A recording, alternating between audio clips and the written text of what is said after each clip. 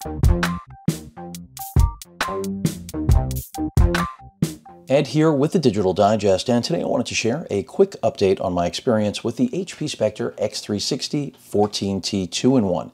Now, what makes this brand new addition to the Spectre family unique is its display. 3:2 aspect ratio, 13.5 inches, 3000 by 2000 resolution. Most importantly, it is an AMOLED. This is the only 3:2 aspect ratio AMOLED on the market as far as I know. So if this is what you're after, this may be exactly the perfect machine for you. So let's start off with that display. Brightness is cranked all the way up. Audio, by the way, is as well.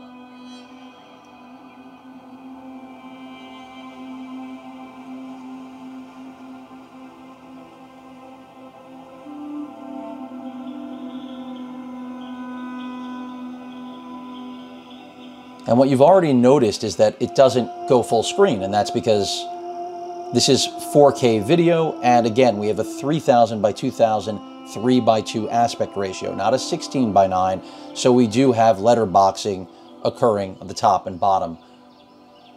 But in my opinion, the display is stunning. It is literally one of a kind right now on the market. And audio, also very good. Considering the form factor of this ultra-portable machine, I'm astonished that HP, who unfortunately is known, at least in my experience, for having subpar audio quality on their Ultrabooks, this one hits it out of the park. You can also see we've got pen, of course, input, their new Tilt 2.0 Stylus, which is an improvement. I'm not going to dive too deep into that today. Easily charged with a USB Type-C cable right there, and essentially this whole ring just lights up. I'll show you right now. It is fully charged, or at least it should be. So if I go ahead and plug that in, that'll let you know whether or not you have a full charge or not. This is brand new. I think they needed this redesign. It also has new drivers, but again, not getting into pen performance today, but already from what I can see, it is a clear improvement. And you have to love the capability of being able to dock this on the side of the machine. Now, a lot of you have asked me, can you dock that on the side of the machine in general on the other Spectre models that are Tiger Lake Refresh? And unfortunately, you cannot. I've seen a lot of people say, yes, you can, but I have the 13T as well as the 15T here, and I can't make this happen. So if you know something I don't, please feel free to drop a line in the comments. But overall, the display is gorgeous. So let's talk about what else we need to know. So the Intel 11th gen processor, the 1165G7, is a marked improvement from Ice Lake. Tiger Lake offers a lot in terms of CPU performance. Overall, we're generally speaking about a 30%, up to 30% possible gain over Ice Lake. But then also the integrated graphics, the Iris Xe graphics on board, essentially lets you game where you traditionally wouldn't be able to.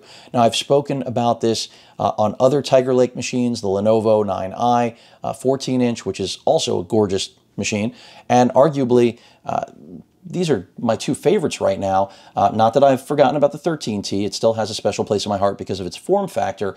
But if 3:2 aspect ratio is what you're after, you again are not going to find anything that competes with this in terms of overall performance with this display quality, which is essentially as color accurate as you're going to get. And then pricing. I mean, this will come in lower. The configuration I have here has 16 gigs of RAM. I'll include a link in the description, as well as a 1 terabyte NVMe SSD drive, and Wi-Fi 6 performance is fantastic. I would actually say this machine, even though it has the same Wi-Fi 6 chipset, oddly enough, I've seen better performance out of it. So I'm not sure if that's just better optimization, but it's just very impressive overall. Battery life appears to be somewhere between 7 and 9 hours. So that's very good. Now, granted, if you're willing to take brightness all the way down, as well as battery management all the way down to battery saver, then I think, I haven't done this yet, I haven't done a full cycle in the lowest power modes, but I think you can get over 10 hours out of this thing. That's what it appears. I've been keeping it around 50% brightness, so you need to keep that in mind. Of course, for this video, I'm keeping it at 100. Now, other things you should know, Thunderbolt 4 is on board. We have two Thunderbolt 4 ports. Now, in theory, bandwidth is not greater than Thunderbolt 3, so don't be wowed by the new Thunderbolt 4 spec, but still better to have it than not.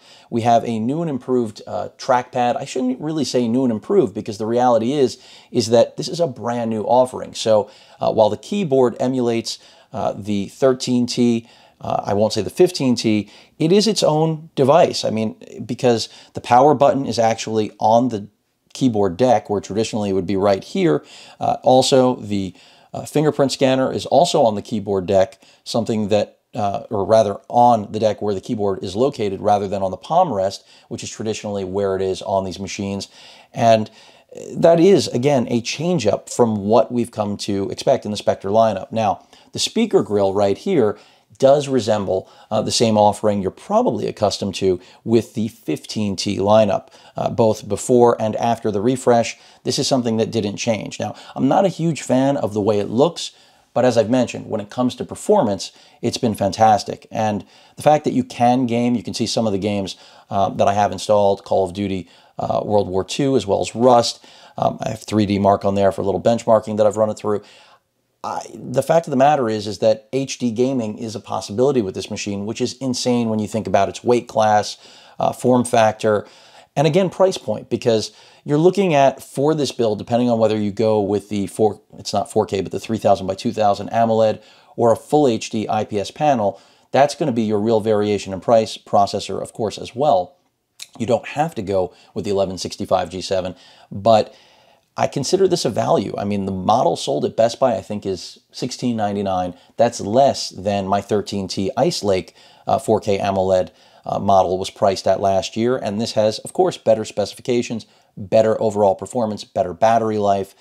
And again, if you care about the trackpad, if you care about the 3:2 aspect ratio, you've hit it out of the park. And it's the only model right now, as I've mentioned, that has a place to put the pen. Now, of course, all of the Spectres come with a sleeve. The pen can be slotted into that, but I've always wanted the ability to have the pen on board. And I have to say, the magnetic connection here is fantastic. So, great keyboard, great trackpad. I've been really impressed. You know, I essentially think they've stepped up their game to be on the same point with Lenovo. This is approximately the same size you get with Lenovo, although Lenovo's taken a step back with their new trackpad. That's something I'll say for a comparison. But overall, really pleased with everything on this machine so far. I have no complaints. Now, I personally prefer a 16:9 aspect ratio. Some of you may go, whoa, what the hell? It's just, for me, you know, proofing content, I'd rather have native format. But with that kept in mind, I could still see very practical uses to the extra real estate that we're getting out of the 3:2 aspect ratio. The taller display is a blessing for people that need it, and I can find certainly very practical applications for it as well. In terms of other things you need to know, webcam performance seems about the same. So while I wish we would have gotten a higher end webcam than what is built into the previous generation of 13T and 15T, it looks to be approximately the same. Facial recognition, a little bit faster, but I'm not sure they revised anything there. So overall, again, this is only my first update, but the keyboard, as I expected, is great. The larger trackpad is a welcomed addition, but most importantly, that 3:2, 3000 by 2000 resolution 13.5-inch AMOLED is gorgeous. It really is fantastic. Of course, you've got color profiles with this. Charging time on this also is not bad. You're looking at a little over an hour for a full charge, which, depending on your usage, may get you through an entire day if you're glued to this thing. As I've mentioned, I'm getting somewhere between 7 and 9 hours, but I'll have a more refined number on my next update. Overall, I/O is great. Love that we still have, of course, a micro SD card slot, as well as I've mentioned, 2 Thunderbolt 4 ports. We also have, of course, a headphone jack right there, and then a Type A USB port on the other side of the body. And when it comes to using this as a 2-in-1, I mean, incredibly flexible, as you would imagine. It does have, as I showed in the unboxing, some nubs here, some little protruding feet, so that when you put this down, you do not have to worry about scratching the keyboard. Be mindful of your pen, though. That is one thing that could pop off in the process. Really good hinge here. I will say there is a distinct fan noise on this build that you do not have with the 15 or 13T.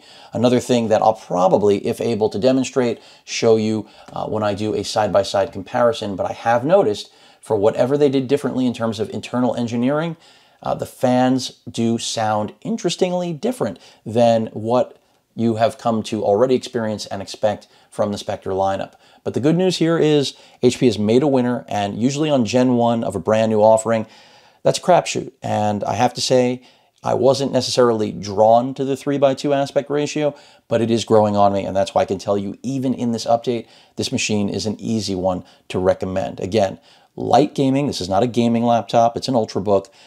Pen input seems to be improved, and the fact that you can edit video in 4K, you'll have no problem running Adobe, you'll have no problem running most CAD-based software.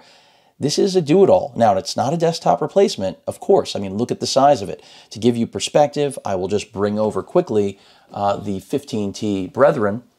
And the 15T, much larger machine, clearly aimed at being a desktop replacement, even though, again, it's an Ultrabook, of course, is just so much larger, even though HP has shrunk this down. I mean, it's in a 14-inch chassis that you're getting a 15.5-inch display, but just keep that in mind. And in weight, you know, here we're sitting at a little under 3 pounds, roughly 3, and here we're at almost 4.5.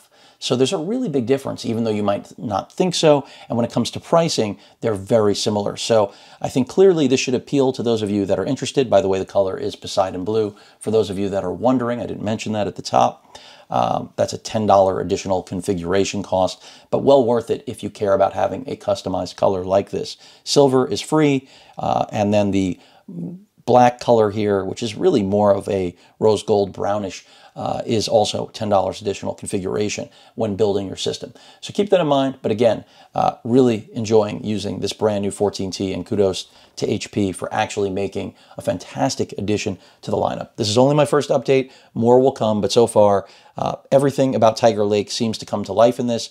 Do I wish they would have stuck the top of the Tiger Lake food chain into this? Yeah, but I can say the same about the larger 15-inch.